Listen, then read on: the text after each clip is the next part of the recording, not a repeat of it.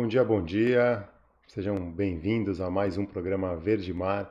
Esse é o 60º programa, 60 programas, desde o dia 13 de abril que a gente fez o primeiro, né, o primeiro bate-papo aqui. Começamos a nos ajustar com convidados, com notícias, com quadros. E aqui a gente está num formato um pouco diferente. Hoje, pela primeira vez, o programa é gravado. Vocês estão vendo agora a partir das 9h30 da manhã, mas ele foi gravado um pouquinho antes, porque a gente teve uma mudança de configuração aqui. A internet no Rio de Janeiro, onde eu estou agora, não é tão boa para eu fazer a transmissão ao vivo sem correr riscos de cair, então por isso eu decidi fazer esse programa de hoje gravado. E para começar, vamos celebrar o aniversário da oceanógrafa, a doutora Sylvia Earle, uma grande inspiradora nossa, uma das principais referências, na verdade, fazendo 85 anos, dia 30 de agosto, já aproveitando para quem ainda não leu A Terra é Azul, o livro dela lançado em português em 2018, e a série Mission Blue no Netflix.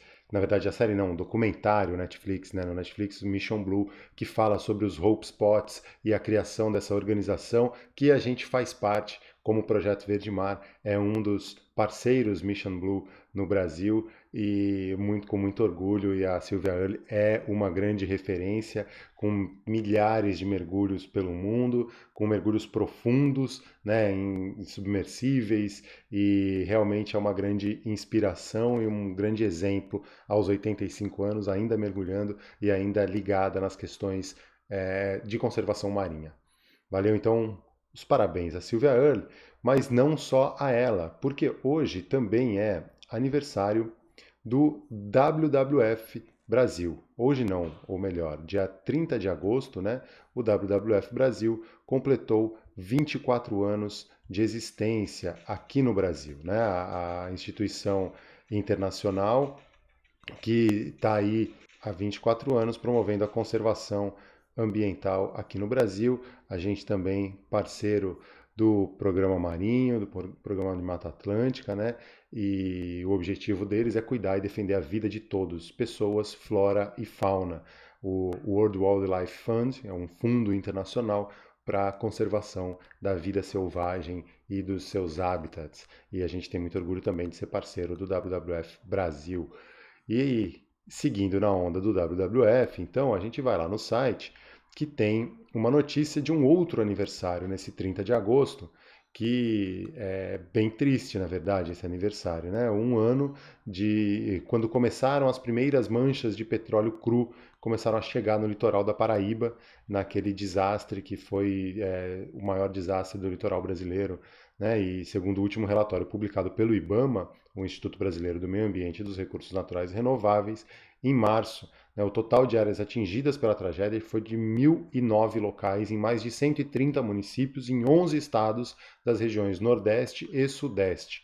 Né, e segundo a Marinha do Brasil, foram retiradas da costa brasileira mais de 5.000 toneladas de petróleo cru. E a gente sabe que o problema ainda está lá. Né, o Clemente Coelho Júnior, biólogo, oceanógrafo, professor da da Universidade de Pernambuco, né, e cofundador do Instituto Bioma Brasil, diz que o óleo ainda não acabou, porque em junho a gente teve um reaparecimento de manchas e viu que tinha parte desse óleo afundado, né, enterrado, e com ressacas, mudanças de maré e ventos fortes podem tornar esse óleo a voltar para as praias e impactar ainda mais a vida que está por ali.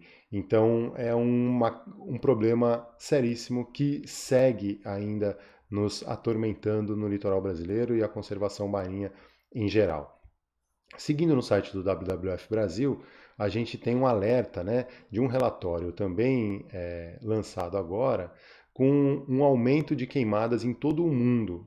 Né? Na Amazônia, de 1º de janeiro a 23 de agosto, há 45% mais queimadas do que nos últimos 10 anos. E infelizmente a gente tem visto isso, Pantanal em chamas, Mata Atlântica pegando fogo, né, nas serras, Mantiqueira e essas áreas todas também pegando fogo, e a Amazônia demais, né, assim, com recorde atrás de recorde. Né? E esse novo relatório do WWF com o Boston Consulting Group mostrou que o número de alertas de queimadas em todo o mundo, a partir de abril, subiu 13% em relação ao ano passado. que já tinha sido recorde. Então, é um clima mais quente, a emergência climática que a gente vive, com grandes alterações do clima e extremos mais fortes, né, estão levando a isso. E aqui no Brasil a gente sabe, né, que a Amazônia é um dos grandes focos desses incêndios e o Pantanal, mais recentemente também a gente tem acompanhado. E tudo isso parece ser orquestrado, né? Bem armado. Olhando para o ano passado, eu não sei quem lembra, mas o caso dos brigadistas de Alter do Chão que foram presos, acusados de estarem colocando fogo para fazer imagens e mostrar. E aí, um ano depois, mais de um ano depois, a Polícia Federal concluiu as investigações e mostrou que os caras estavam lá justamente para apagar o fogo e não para tocar fogo. Mas a estratégia desse governo, desse ministério, é de sempre colocar a culpa e lançar teorias absurdas para desviar o foco, né? De que realmente o Ministério não está fazendo o trabalho, o IBAMA e o ICMBio estão sendo desidratados e sem verba para o combate às queimadas, aos incêndios, ao desmatamento, né? Então a notícia ali no site do Eco tem mostrando, né, que quase um ano após a prisão dos brigadistas de Alter do Chão, sob a acusação de que eles teriam iniciado os incêndios na vegetação nativa da Amazônia, na região conhecida como Capadócia, no Pará, a Polícia Federal concluiu que os pontos iniciais de fogo começaram a 2,3 e a 4,6 quilômetros de distância da região apontada como suposto início pela Polícia Civil do Estado, né, que indiciou 4 bombeiros ligados às ONGs de proteção ambiental da região. Então, concluída a investigação, mostrou-se que a prisão deles foi injusta, e como já se sabia, né, a gente não tinha essas dúvidas, e o absurdo que é da Polícia Civil ir prender quem está apagando incêndio e não ir atrás de quem causa o incêndio, né, dos principais causadores do incêndio. Seguindo nessa onda de desmonte, né, e de como o governo está aparelhando as instituições, uma notícia no Clima Info mostrando que um militar chefiará os esforços de combate às queimadas na Amazônia e no Pantanal do Ibama.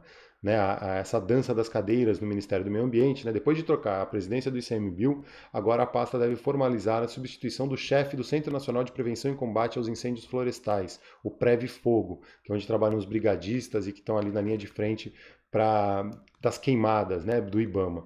E o analista ambiental, que era o servidor de carreira do IBAMA, que estava lá coordenando essa área, que é o Gabriel Constantino Zacarias, ele saiu, né, do cargo e deve dar lugar ao capitão Antônio Pedro Dias Bastos de Souza, do Corpo de Bombeiros do Distrito Federal, que não é um funcionário de carreira do IBAMA.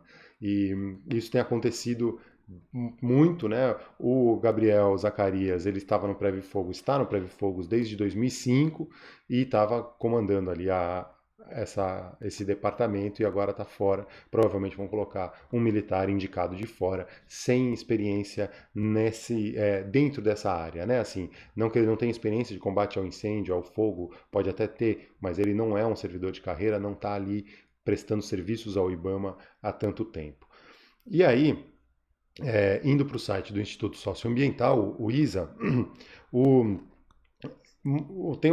eles sempre lançam, né, às sextas-feiras, esse aí foi publicado sexta-feira, um resumo da semana também, algumas notícias principais, e uma das principais, o destaque deles ali, mostra que os municípios com redução das multas ambientais tiveram alta no desmatamento, o que é óbvio, né, diminuindo a fiscalização, diminuindo o número de multas, as pessoas se sentem incentivadas ou, no mínimo, não coibidas de desmatar mais. Então, esse dado saiu publicado nesse texto aqui do Instituto Socioambiental, né, e que mostra que os municípios pertencentes à Amazônia Legal que apresentaram um aumento de desmatamento em 2019 também registraram redução de multas ambientais no mesmo período. E o levantamento foi realizado pela agência pública, que revela que cada 10 municípios da Amazônia onde o IBAMA multou menos em 2019, 8 registraram aumento no desmatamento.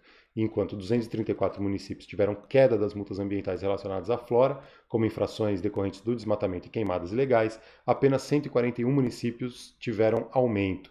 né? E esses resultados compõem o cenário da gestão ou ingestão ou indigestão do governo do Capitão Corona, que em 2020 registrou a menor quantidade de multas relacionadas à flora na Amazônia entre janeiro e julho em 10 anos. O IBAMA multou esse ano 40% a menos em relação ao mesmo período de 2019, que já vinha diminuindo em relação aos anos anteriores. Essa é uma redução estratégica, né, do governo dessas multas, porque ocorre ao mesmo tempo em que os dados do INPE, do Instituto Nacional de Pesquisas Espaciais, revelam que o desmatamento na Amazônia está acelerado, com um aumento de 34% de agosto de 2019 a julho de 2020, comparado com o mesmo período do ano anterior. E o INPE, a gente tem acompanhado aqui também, está também sendo desidratado, sem verba para pesquisa nenhuma para o ano que vem, 2021, e com a redução das verbas e, ao mesmo tempo, o Ministério da Defesa investindo em microsatélites para fazer o monitoramento da Amazônia, o que já é feito em excelência, como padrão internacional, como referência internacional pelo INPE, pelo Instituto Nacional de Pesquisas Espaciais, pelos programas, né, o PRODES e o DETER. Então, é desesperador ver o que está acontecendo, mas a gente segue na luta e segue noticiando, mostrando, falando o que está acontecendo para a gente se ligar e a gente, como sociedade, tentar reagir, né? E aí, voltando para o Clima Info, uma outra pesquisa que saiu agora, foi divulgada no dia 27 de agosto, que mostra que para a maioria dos brasileiros a preservação da Amazônia é motivo de grande preocupação e o combate ao desmatamento é visto como uma prioridade para o país. A conclusão é dessa pesquisa que foi divulgada ontem pelo Observatório FEBRABAN, Federação Brasileira de Bancos. Foram entrevistados por telefone 1.200 pessoas, de todas as regiões do país, mas com focos maior nos estados da Amazônia Legal. 78% dos entrevistados afirmaram estarem pouco ou nada satisfeitos com os esforços de preservação do meio ambiente no Brasil. Para 90%, a preservação da Amazônia é uma preocupação, sendo que 55% se dizem muito preocupados e 33% preocupados. A percepção dos brasileiros sobre a Amazônia reflete essa insatisfação. Para 24% das pessoas entrevistadas, a tristeza é o principal sentimento ao pensar na floresta. 17% sentem indignação, 13% vergonha e 11% medo. Eu diria que ao ler as notícias e ao acompanhar o que está acontecendo, não só em relação à Amazônia, mas em relação ao mundo como um todo, eu me somo a todas essas percentagens aí, né? Começando por uma tristeza, mas aí a indignação fala mais alto, é o que faz eu também estar aqui tentando externar um pouco do que eu sinto e do que eu estou vendo e me informando, e a vergonha por termos a possibilidade de desenvolver um país com foco na biodiversidade para fazer disso o grande ativo do país, e a gente tem vergonha e joga fora isso, e o medo porque a gente não sabe qual o caminho a gente está tomando, né? Na verdade, a gente sabe, mas quer fechar os olhos e fingir que não sabe. O caminho é da extinção da espécie humana como espécie no planeta e destruindo hábitats e causando realmente a sexta grande extinção em massa do planeta causada por nós, seres humanos. Não como um todo, mas esse modo de vida, esse modo de sociedade tida como a humanidade, tida como a sociedade única possível, modo de vida único possível hoje nesse planeta em que mais da metade da população está completamente às margens desse modo de vida, sem acesso à água, por exemplo. Então, por isso eu trouxe também esse dado dessa pesquisa da FEBRABAN, vejam, Federação Brasileira de Bancos, mostrando como a destruição da Amazônia é uma preocupação e que a gente tem que olhar para isso. Quem não está olhando para isso é o governo federal. Vou abrir aqui o site do Ministério do Meio Ambiente, com essa nota publicada na sexta-feira, dia 28 de agosto, às 16h54.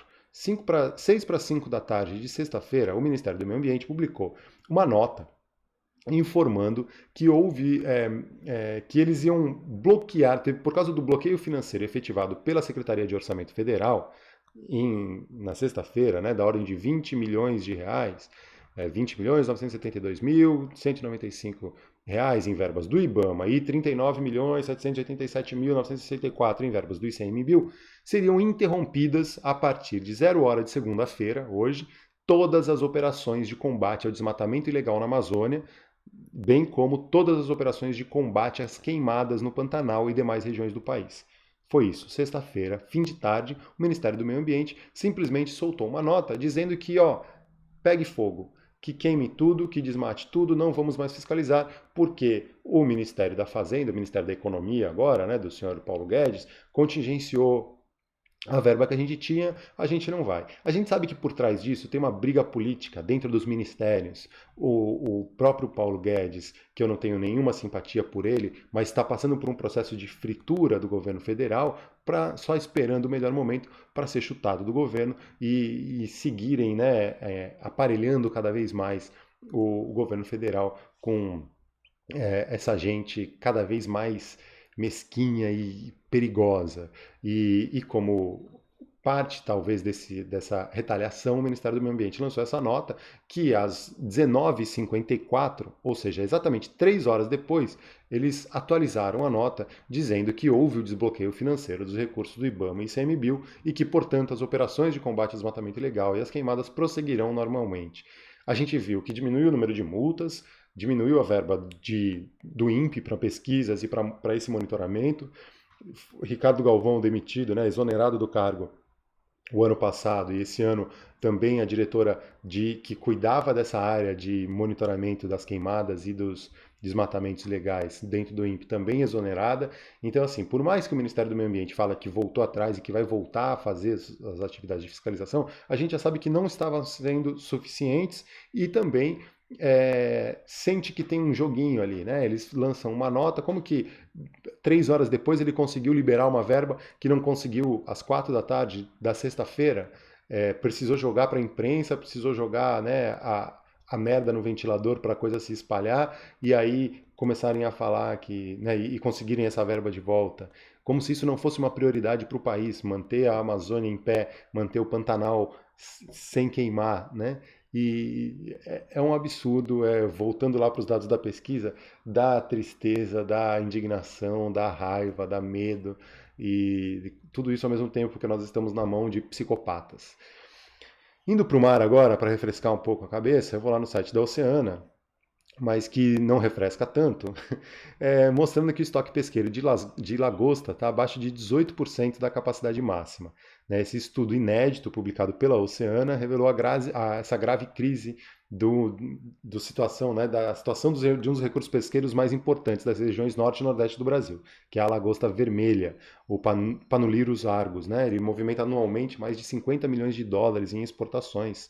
E, de acordo com esse relatório, o estoque da espécie está abaixo dos 18% de sua capacidade máxima, podendo comprometer o futuro da pescaria se não houver uma mudança no atual padrão de pesca.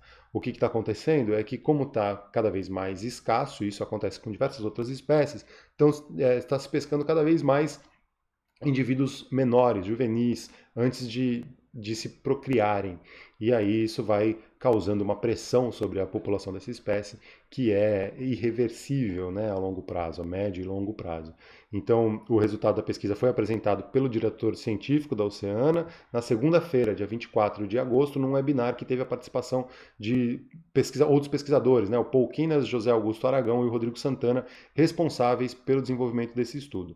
E aí teve aí a participação de o responsável pelo diretor do Departamento de Registro, Monitoramento de Agricultura e Pesca da Secretaria de Agricultura e Pesca do Ministério da Agricultura, Pecuária e Abastecimento, o Carlos Eduardo Vilaça.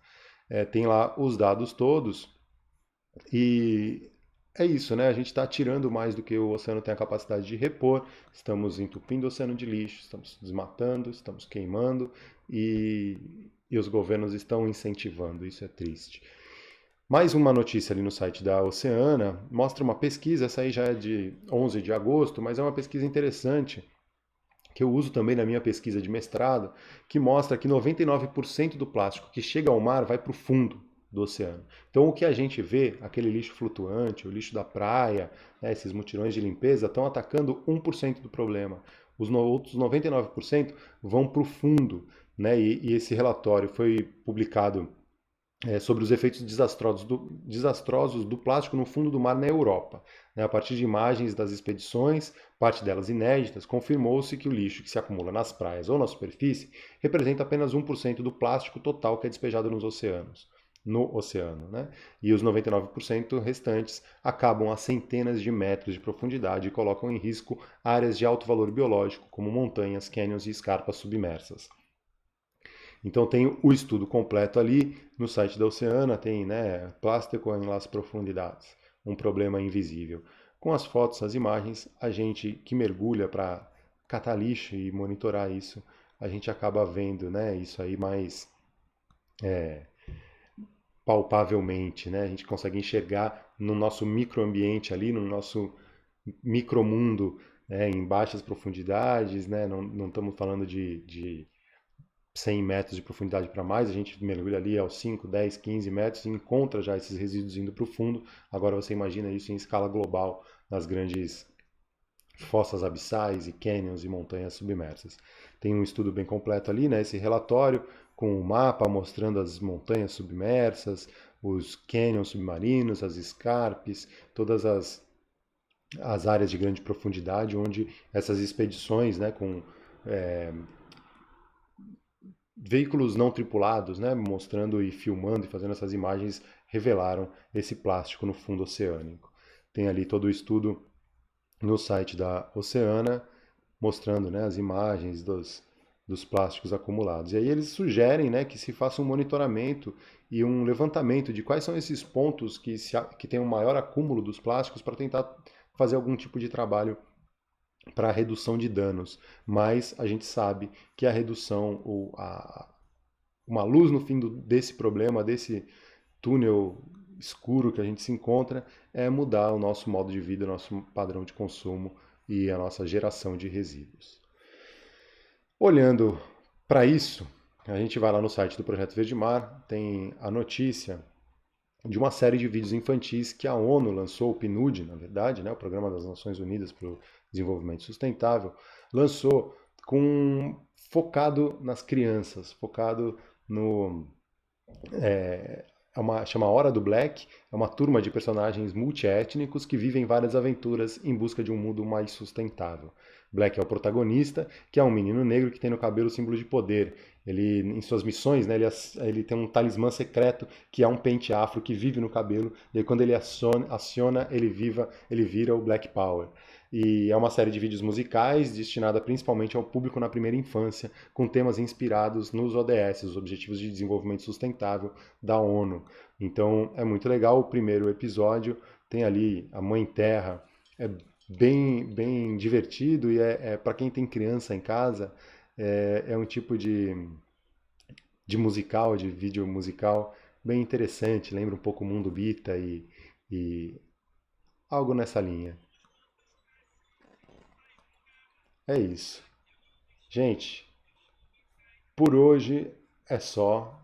Esse foi o programa Verde Mar de número 60, o primeiro que a gente faz gravado. Antes de encerrar, eu vou dar aquela tradicional visitada no site, no Instagram do projeto, né? Ver o que está lá na timeline. Começando com esse post do projeto Conservação Recifal, mostrando que na verdade é um repost do Laboratório de Ictiologia e Conservação da UFAL, da Universidade Federal de Alagoas, lá de Penedo, do meu amigo Cláudio Sampaio Buia, com essa foto de muito coral-sol no porto de Suape, né, que são os novos registros dessa espécie que é invasora e causa grande preocupação porque está muito próximo já da APA Costa dos Corais e com os naufrágios recém-instalados na região. O que acontece? Já tinham sido identificados, né, os corais-sol nos naufrágios em Pernambuco, em Recife especificamente, e agora já estão vendo eles no Porto de Suape. Então está vendo que está tendo uma movimentação desses corais que são invasores, extremamente agressivos, indo em direção à APA Costa dos Corais e afundaram recentemente, no início da APA Costa dos Corais, ali em Tamandaré, 2 navios que estão prontinhos para serem incrustados por esses tipos de animais que adoram chegar, né, primeiro nesses ambientes. Então é um risco muito grande e então o pessoal está de olho. O projeto de conservação recifal faz esse monitoramento, o ICMBio, esperamos que consiga ter fôlego para seguir fazendo o monitoramento, porque com os cortes nas verbas e toda esse desmonte, né, que está sendo promovido e incentivado pelo Ministério do Meio Ambiente, pelo governo federal, complica um pouco a situação, mas a gente tem instituições, por exemplo, como o WWF Brasil, que financia parte das pesquisas do projeto Conservação Recifal, e aí, como sociedade, a gente se esforça. Comecei falando do aniversário do WWF Brasil, termino exaltando o trabalho que eles fazem, financiando pesquisa no Brasil, independentemente de ter apoio do governo ou não. Então, é isso. Seguindo aqui, vamos dar aquela última passada. Vou terminar hoje com o 342 Amazônia. Apoie os povos indígenas. Apoie, compartilhe e fortaleça o Plano Emergência Indígena, construído pela APIB, a Articulação dos Povos Indígenas do Brasil, em conjunto com sua rede de organizações indígenas regionais, a APOIME, a APRIN Sudeste, a ARPIN Sul, a COIAB, a Comissão Guarani Ivirupá, Conselho do Povo Terena e a Atiguaçu. Tem lá no 342 Amazônia o link. Beleza, gente? É isso. Muito obrigado. Agradeço aí a paciência e hoje um programa gravado. Vamos ver como fica. A gente vai ter a estreia dele às 9h30 da manhã. Quem estiver acompanhando durante a estreia vai acompanhar em tempo real, como se fosse ao vivo, podendo comentar no chat. Então eu já peço para deixar os comentários. Quem ainda não fez, se inscrever no canal e ativar o sininho, dar aquele joinha e me digam aí, né, nos comentários o que acharam desse novo formato hoje gravado, e a gente vai se reorganizar nessa mudança aqui de volta ao Rio de Janeiro para voltar a fazer os programas ao vivo, voltar a ter os entrevistados, mas a gente segue informando e trazendo notícias socioambientais toda segunda, quarta e sexta às 9h30 da manhã. Valeu, gente! Façam um bom dia, uma boa semana, se cuidem e estamos aí. Muito obrigado, até a próxima. Quarta-feira, 9h30 da manhã, estaremos de volta.